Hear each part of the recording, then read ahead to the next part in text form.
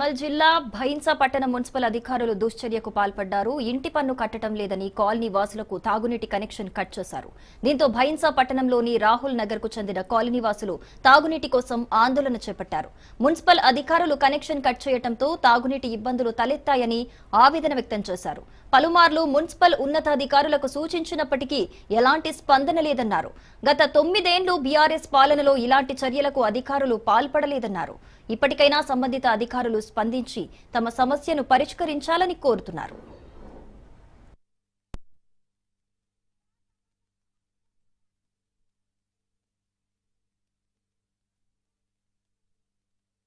రాహుల్ నగర్ మందికి నీళ్ళ ఇబ్బంది బాగున్నది. ఈ గవర్నమెంట్ వచ్చిన నుంచి మాకు అన్ని ప్రాబ్లమ్సే చెప్తున్నారు. ఆ ప్రాబ్లమ్సే ఉన్నాయి.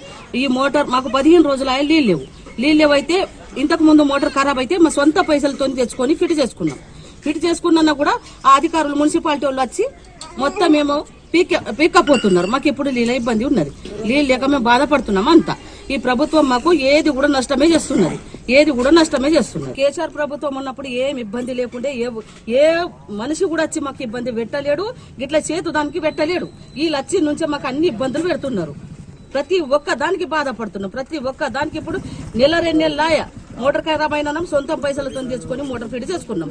ఆయన కొన్ని ఈ మున్సిపాలిటీ వాళ్ళు వచ్చి ఇట్లా చేస్తున్నారు. ఇంతకు ముందేమో రాహుల్ నగర్ ఎక్కడ అని అడిగే వాళ్ళు ఇప్పుడు ఎట్లా రాహుల్ నగర్ వచ్చి ఇవన్నీ తీసేస్తున్నారు. ఎంత ఉన్నది ఇప్పుడు పునలేసి నుంచి వాళ్ళ దగ్గర బకెట్లు కొండపోయి ఎప్పుడు చాలు చేస్తారో ఏం చేస్తారో వేచి చూస్తున్నాం. వాళ్ళ కోసం వాళ్ళు చాలు చేస్తే మేము బకెట్లో కొండపోయి 10 బకెట్లు 20 బకెట్లు కొండపోయి రింపుకొని తీసుకొచ్చుకుంటున్నాం. ఈ మున్సిపాలిటీ అధికారులు బిల్లు పన్ను కోసం వస్తున్నారు, తీసుకెళ్తున్నారు. గత 2 నెలల నుంచి కలెక్షన్ చేసుకున్నటి వాళ్ళు అయినన్నా ఈ గరీబ్ రాహుల్ నగర్ వాల్ నంబర్ 7 ఈ రాహుల్ నగర్ లో ఉన్న పేదవాళ్లకు ఇబ్బంది కలిగిస్తున్నారు మున్సిపాలిటీ అధికారులు. ఇది కరెక్ట్ కాదు. ఈ కమిషనర్ గారు మీకు మేము 2 సార్లు చెప్పినాం, సార్ ఇక్కడ వాటర్ ఉంటలేవు, మరి వాటర్ కావాలా, వీళ్ళు వ్యవసాయం పని చేసుకొని బతుకుతారు, సాయంత్రం వచ్చి వంట చేసుకుంటారంటే ఇబ్బంది పెట్టామని కమిషనర్ అన్నాడు. అయినా ఇంకా అదే ఇబ్బంది పెడుతున్నారు. ఈ మున్సిపాలిటీ అధికారులు మనసుకొచ్చినట్ల నడిపించుకున్నాడు చాలా పెద్ద తప్పు. ఇప్పుడన్నా ఈ ప్రభుత్వము కాంగ్రెస్ ప్రభుత్వము ఏ విధంగా సౌకర్యం ఉంచుతలేదు. వాటర్ గాని డ్రైనేజీలు గాని ఈ రోజు 15 సంవత్సరాలు వెనుకబడిపోయింది రాహుల్ నగర్. ఎక్కడ డ్రైనేజీ లేదు. అయినన్నా పర్మిషన్లకు 1,50,000 నుంచి 2 లక్షలు ఇస్తున్నారు ఒక్కొక్కళ్ళు. అయినన్నా ఎవరు పట్టించుకుంటలేరు. ఇప్పుడన్నా ఈ ప్రభుత్వము దృష్టి పెట్టి ఇప్పుడన్నా ప్రభుత్వము అభివృద్ధి చేయాలని మేము గల్లీవాసులు అందరము డిమాండ్ చేస్తున్నాం. హైదరాబాద్ లో హోలీ సంబరాలు అంబరాన్నంటాయి. రంగులు చల్లుకుంటూ పండుగ చేసుకుంటున్నారు జనం. చిన్న పెద్ద అంతా సంబరాల్లో మునిగి తేలుతున్నారు. రంగు బరిసే అంటూ కేరింతలు కొడుతూ డాన్స్ చేస్తున్నారు. ఇక హైదరాబాద్ పీపుల్ ప్లాజాలో జరుగుతున్న హోలీ సంబరాలపై మరింత సమాచారాన్ని మా ప్రతినిధి రామలక్ష్మి అందిస్తారు. పీపుల్ ప్లాజాలో అయితే చాలా మంది ఇక్కడ యువతులు వచ్చారు. ఇక్కడ మంచిగా సెలబ్రేట్ కూడా చేసుకున్నారు. వాళ్ళతో మాట్లాడి తెలుసుకుందాం ఎలా సెలబ్రేట్ చేసుకున్నారు హోలీ అనేది కూడా. ఎక్కడి నుంచి వచ్చారండి? మేము కాచూడ నుంచి వచ్చినాము. ఎలా జరుపుకున్నారు హోలీ? ప్రతిసారి చాలా అందంగా జరుపుకుంటాము. అటుగాక ఈసారి అయితే చాలా సంతోషం కలిగింది. ఇంకా మంచి జరిగింది. ఎవ్రీ ఇయర్ జరిగినట్టు జరిగిందా? ఈ ఇయర్ కొత్తగా ఏమైనా? నేను ఎవ్రీ ఇయర్ రాలేదు, ఫస్ట్ టైం వచ్చిన ఇక్కడికి. ఏ టైం స్టార్ట్ అయిందో కూడా తెలియదు, కానీ ఈ ఇయర్ తొందరగా అయిపోయిందని న్యూస్ అయితే వచ్చింది. ఇక వచ్చిన తర్వాత ఎవ్వరు కనిపించట్లేదు. ఎంజాయ్ చేద్దామంటే అంత మంచిగా అనిపిస్తలేదు. సరే, లోపల ఏమేమి ఫెసిలిటీస్ కల్పించారు? డీజేతో పాటు ఇంకేమేమి కల్పించారు? నాకేం తెలియదు అండి. ఇప్పుడే వచ్చిన, లేట్ వచ్చినందుకే కొంచెం బాధగా ఉంది. లేకుంటే సరే, ఇక్కడ సెలబ్రేషన్ లో పాల్గొన్న వాళ్ళతో కూడా మాట్లాడి తెలుసుకుందాం. ఎలా సెలబ్రేట్ చేసుకున్నారు హోలీ మొత్తం? ये आपकी बार बहुत जल्दी खत्म हो गया इवेंट. अब लास्ट टाइम के सर का नहीं है, पहले का सर का होली पहले जैसा बनता था वैसा नहीं है. अब बहुत जल्दी फास्ट कंप्लीट हो गया. जरा पुलिस जरा जल्दी भिजा दे रहे इवेंट के लिए. ऐसा सारा पूरा मतलब क्या क्या उसमें प्रोवाइड किया है? प्रोवाइड में क्या वाटर बॉटल था, फूड थिंग्स था, फूड कोर्ट था, और क्या बोलते डीजे, रेन डांस, ये सब था. लेकिन पैसे जरा ज्यादा ले लिए. इवेंट में जरा ज्यादा ले लिए. एंजॉय तो किया ना अच्छे से? एंजॉय क्या, जरा जल्दी हो गया. 1.5 आवर में निकल, पुलिस वाले जल्दी भिजा दिए. सो होली के बारे में क्या पता है आपको? ऐसे होली के बारे में मेरे मम्मी डैडी बोले थे ऐसा होली खेलते स्टिकर से खेलते मैं मतलब क्या याद आते हैं होली बोले तो एंजॉयमेंट रंग याद आता रंग याद आता कलर याद आता कलरफुल है पूरा होली बोले तो ऐसा थैंक यू और आप कहाँ से हो मैं पुराना पुल धुलपेट से हूँ मैं धुलपेट और पूरा हम लोग का दोस्त है ये पूरा ग्रुप है हमारा कम ఓకే, ब्रो ఇలా రండి.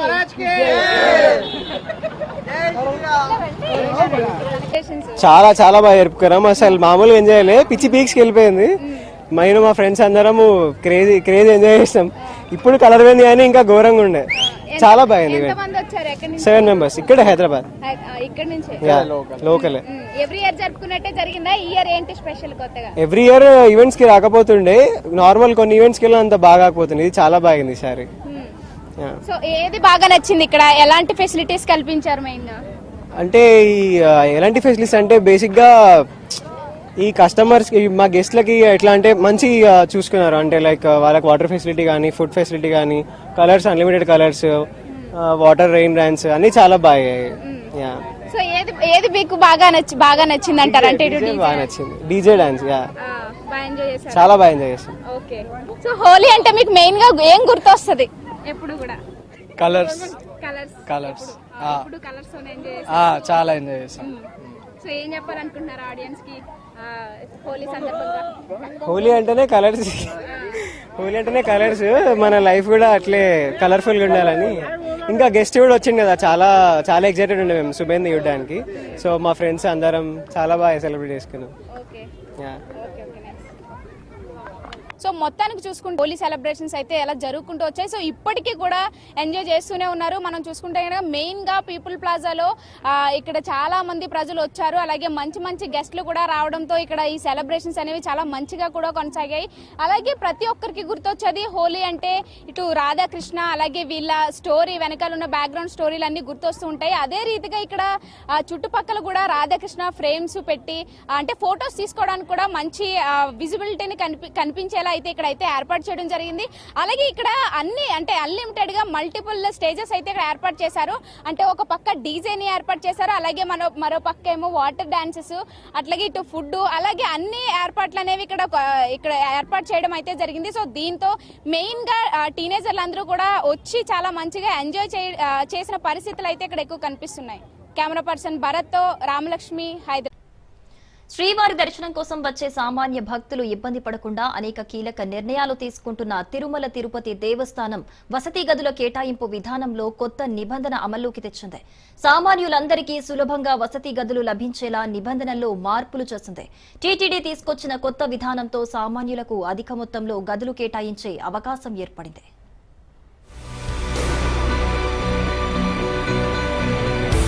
తిరుమలలో గదుల కేటాయింపులో భారీ మార్పులకు శ్రీకారం చుట్టింది టీటీడీ. బంగారు ఆనంద నిలయంలో వెలిసిన దేవదేవుని దర్శనార్థం నిత్యం వేల సంఖ్యలో భక్తులు తిరుమలకు వస్తారు.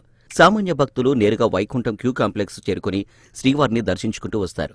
మరికొందరు సిఫార్సు లేఖలపై వీఐపీ బ్రేక్ దర్శనాలు పొంది శ్రీవారిని దర్శించుకుంటారు. మరికొందరు ఆన్లైన్, డొనేషన్, అర్జిత సేవలు అంటూ పలు విధానాల ద్వారా శ్రీవారిని దర్శిస్తారు. వచ్చే ప్రతి భక్తునికి కనీస అవసరాలు కల్పించాలన్న లక్ష్యంతో ఉన్న టీటీడీ వద్ద 7,500 గదులు ఉన్నాయి.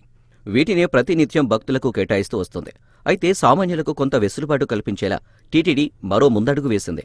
రాజ్యాంగబద్ధ హోదాలో ఉన్న వారి సిఫారసు లేఖలపై దర్శనం టికెట్లు లేకున్నా గదులు కేటాయించేవారు. గత కొన్నేళ్లుగా ఈ విధానం అమలవుతూ వస్తుంది. అయితే ఈ విధానానికి టీటీడీ ప్రస్తుతం ఫుల్ స్టాప్ పెట్టింది. దర్శనం లేకపోవడంతో గదులు పొందిన భక్తులు 2-3 రోజులు తిరుమలలోనే ఉండిపోతున్నారు. దీంతో పెద్ద సమస్య ఉత్పన్నమవుతుండటంతో టీటీడీ అధికారులు ఈ విధానంపై ప్రత్యేక దృష్టి పెట్టారు. సామాన్య భక్తులకు, ప్రముఖులకు ఎలాంటి ఇబ్బందులు తలెత్తకుండా నూతన విధానాన్ని అమలు చేసే విధంగా టీటీడీ ఏర్పాట్లు చేసింది.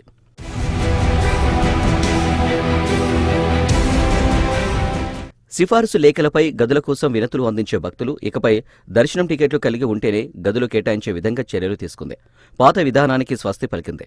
వీఐపీ భక్తులు ఎవరైనా సరే దర్శనం టికెట్ ఉంటేనే వసతి గదులు కేటాయించే విధానాన్ని ప్రారంభించింది.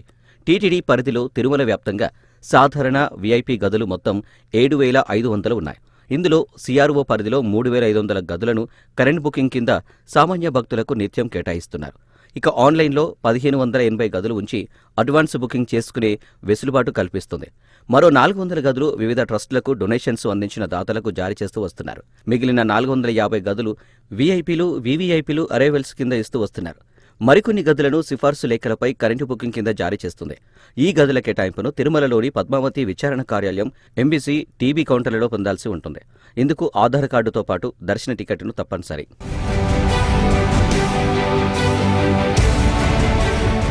సిఫారసు లేఖలపై అందించే గదులను దళారులు ఖాళీ చేయకుండా 2 రోజుల పాటు తమ ఆధీనంలో ఉంచుకునేవారు.